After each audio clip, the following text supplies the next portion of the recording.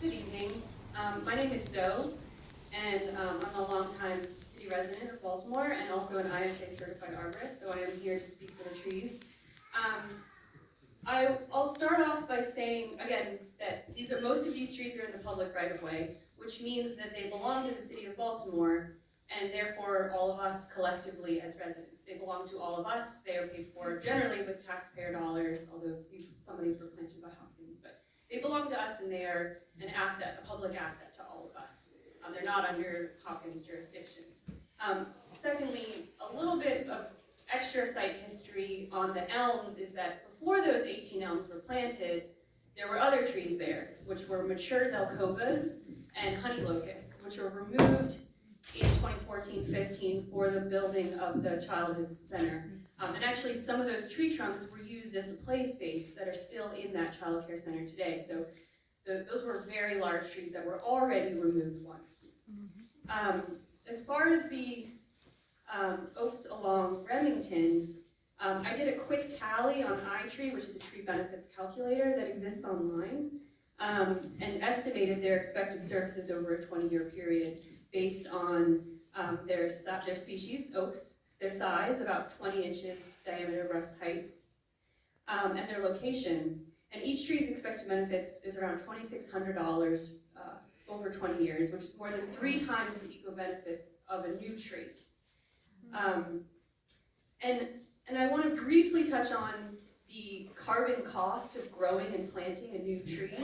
So let's go way, way back to the nursery where we're growing these trees and all of the machinery used to grow them from seedlings to these, 6-inch trees are very, very large, and it's good to get a head start and start with something larger, but there's so many resources that are used to grow these trees.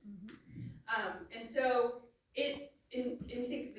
digging them up, watering them, transporting them across state lines, bringing them here, it takes at least 26 to 33 years for a newly planted tree to cancel out its own debt and go from being carbon emitters to carbon producers and be carbon neutral. Wow. Wow. Another thing I just wanted to mention is a couple of very large trees located near the corner of Wyman Park and San Martin Drive. Now, that section up in the top is not slated for a building to be built there, but it does have some grading happening and a bunch of tree removals around it. That tiny corner up in the top is city property. Can everyone see that? And the tree that's cut in half there through the LOD line is the city champion scarlet oak. That means that it's the largest city champion in the city of Baltimore. And there are a bunch of us tree nerds that go around and measure these and put them up on the map. So I'm concerned about grading in that area, and that's one of my questions is, can that area be removed from the LOD and have all of those trees, especially the city champion, be protected?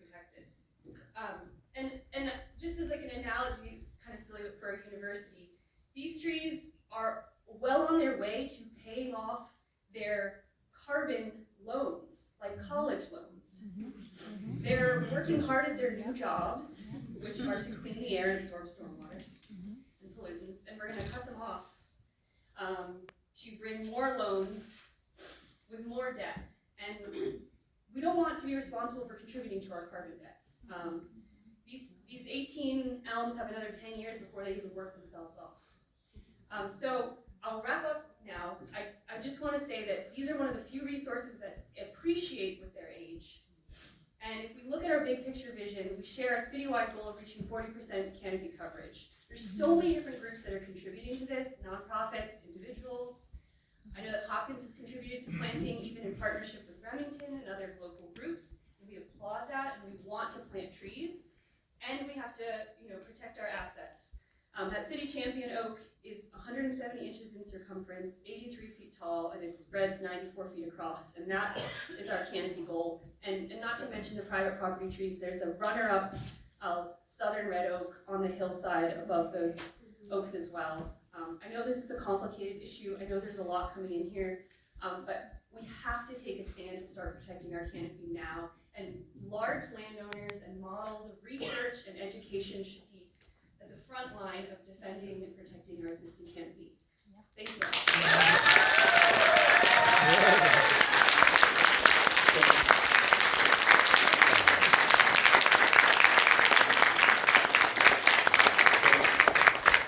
Let me say one thing.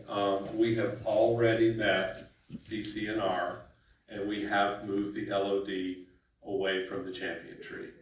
We're reducing the grading. We're taking away some of the walkways that were going to be provided to protect that tree. So we've done that already. Thank you.